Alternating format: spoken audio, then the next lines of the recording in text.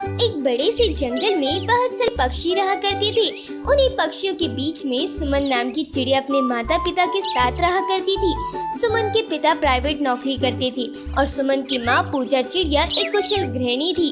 सुमन अपने पापा और माँ के साथ खुशी खुशी अपना जीवन व्यतीत करती थी। सुमन के पापा मम्मी ज्यादा अमीर तो नहीं थे, लेकिन सुमन की सारी जरूरतों को पूरा करते थे। सुमन अपने मम्मी पापा से बहुत प्यार करती थी।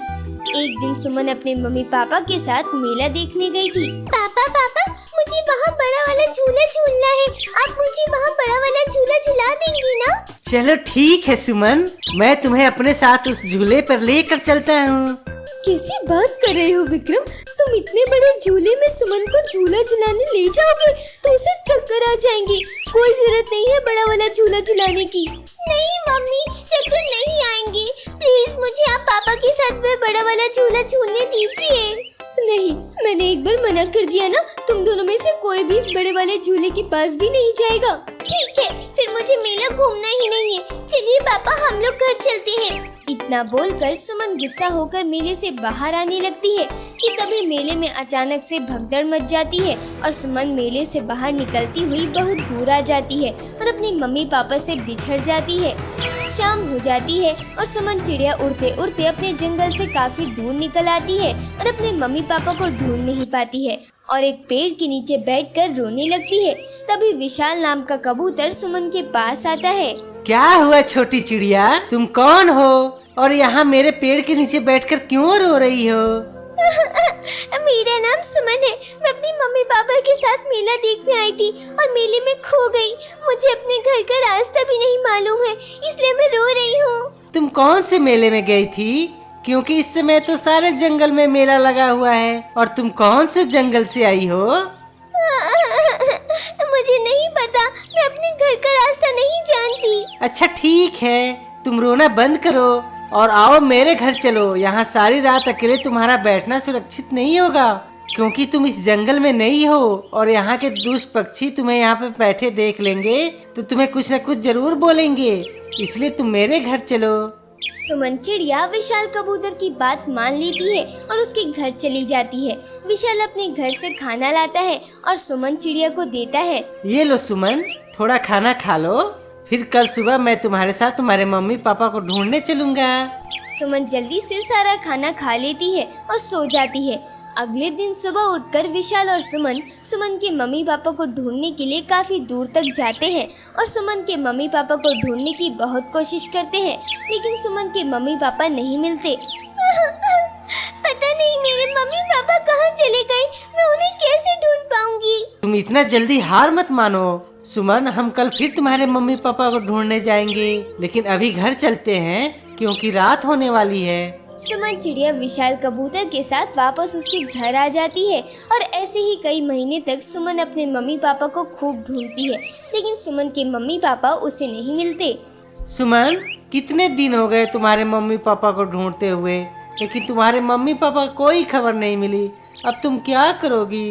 वही मैं भी सोच रही हूँ कि पता नहीं मेरे मम्मी पापा कहाँ चले गए हैं। कितने महीने गुजर गए, उनका कोई अता पता नहीं मिला। अब मैं सोच रही हूँ कि मैं कब तक तुम्हारे घर पे तुम्हारे सर के ऊपर बोझ बनकर रहूंगी। मैं कभी कुछ न कुछ काम ढूंढना शुरू कर देती हूँ।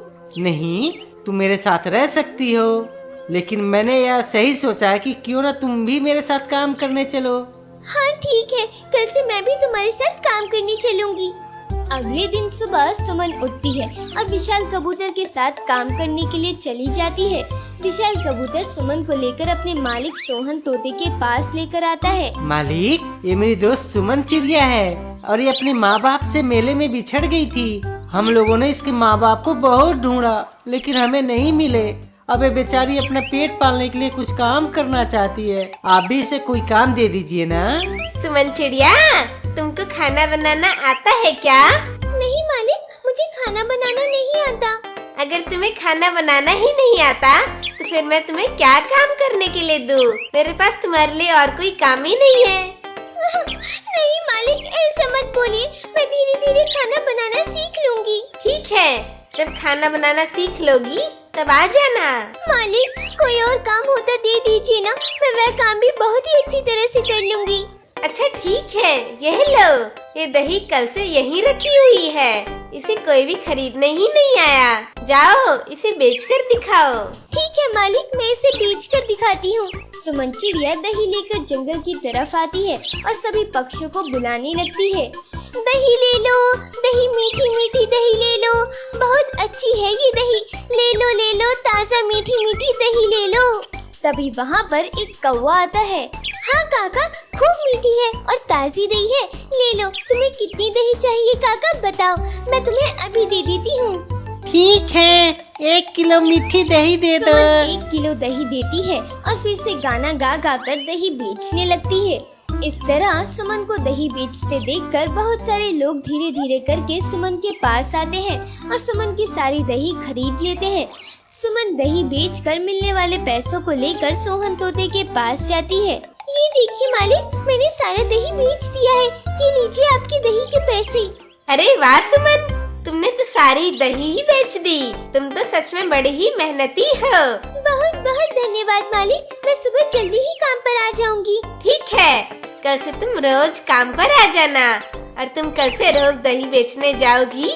ये लो पैसे लेकर तुम्हारी विशाल आज की कबूतर पगार। घर आती है। ये देखो विशाल, मालिक ने मुझे दही बेचने पर इतने पैसे दिए हैं और उन्होंने मुझे काम पर भी रख लिया है। ये लो, ये पैसे तुम रख लो। मैं तुम्हारे पैसों को क्यों रखूंगा?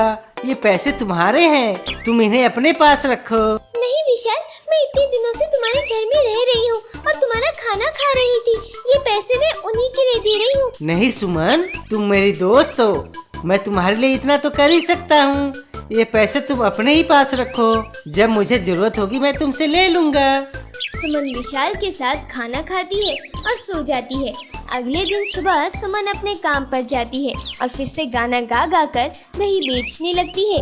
जंगल के सभी पक्षी सुमन को दही बेचने वाली चिड़िया कहकर बुलाने लगते हैं और रोज के रोज सुमन सारी दही बेच देती है और सोहन तोता उसे रोज की पगार दे देता था और अब सुमन दही बेचकर खुशी खुशी अपना जीवन व्यतीत करने लगती है।